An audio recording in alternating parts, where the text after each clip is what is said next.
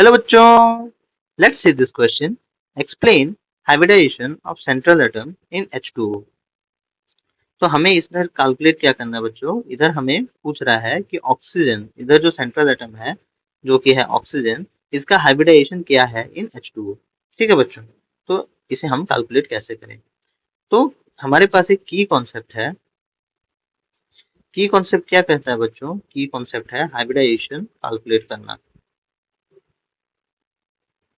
Hybridisation को calculate करने के लिए हमारे पास एक फॉर्मूला है, वो क्या है बच्चों, number of valence shell electron on the central atom plus number of surrounding atom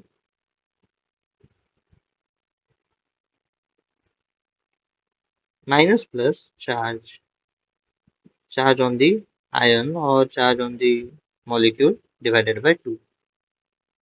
तो इस फॉर्मूला को हम यूज करके बच्चों कैलकुलेट कर सकते हैं कि हाइब्रिडेशन क्या है। अगर हमारे पास नेगेटिव चार्ज होता है मॉलिक्यूल के ऊपर तो हम उसे ऐड करते हैं, अगर वो पॉजिटिव चार्ज है तो हम उसे सब्सट्रैक्ट करते हैं। तो इस फॉर्मूला से हम कैलकुलेट कर सकते हैं। पर बच्चों मैं आपको एक दूसरा मेथड बताऊंगा जिससे आप कैलकुलेट कर सकते हो विदाउट यूजिंग दिस फॉर्मूला, क्योंकि इस फॉर्मूला से हमेशा 100% एक्यूरेट आंसर हमें मिलता नहीं है। ठीक है, तो हम पहले लिख लेते हैं H2O।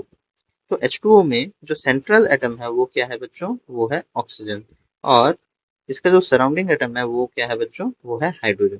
ठीक है, और हमें valence shell, number of valence shell electron of oxygen कितना है, ऑफ ऑक्सीजन है 6।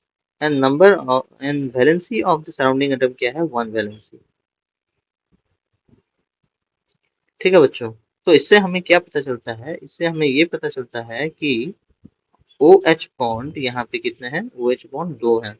और फ्री इलेक्ट्रॉन्स कितने हैं, फ्री इलेक्ट्रॉन्स है 4।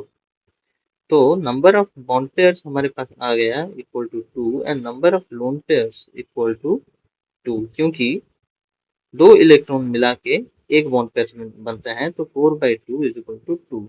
तो 2 लोन पेयर्स आ गया। अभी हम lone pair plus bond pair जब करते हैं तो हमारे पास आता है 4। तो 4 हमें क्या सजेस्ट करता है बच्चों, 4 सजेस्ट करता है कि इनका हाइब्रिडाइजेशन O का वो sp3 है। और sp3 हाइब्रिडाइजेशन हमें एक और चीज सजेस्ट करता है कि इनका जो ज्योमेट्री है वो टेट्राहेड्रल ज्योमेट्री है।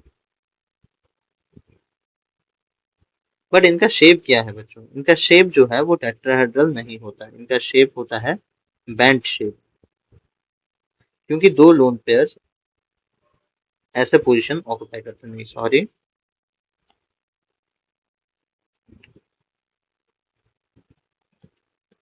इनका जो पोजीशन होता है बच्चों वो होता है बैंड शेप।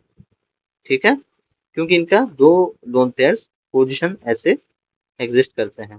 इसका मेन रीजन क्या है बच्चों, कि लोन पेयर को हम शेप में कंसिडर नहीं करते, लोन पेयर शेप में पार्टिसिपेट नहीं करते, कंट्रीब्यूट नहीं करते, इसीलिए इसका जो शेप होगा बच्चों वो होगा bent shape. Shape. Hope you understood this well. Thank you.